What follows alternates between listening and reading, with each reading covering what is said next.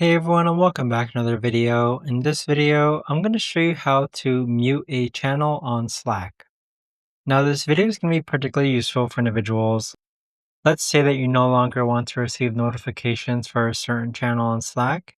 How do you actually go ahead about doing so? Now this video is going to be short, sweet, and simple guys. There's not going to be a lot of steps involved.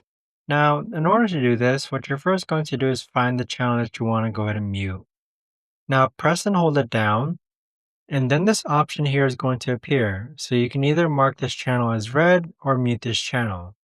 Now, if you go ahead and mute this channel, you're going to see that the channel has been muted, and there you have it. But that right there, guys, is the best and easiest way that I know of to actually go ahead and mute a channel on Slack. If you guys know of a better or easier way to actually do this, let me know in the comments down below. I would love to know. Thanks so much for watching everyone, and I'll see you guys all in the next video.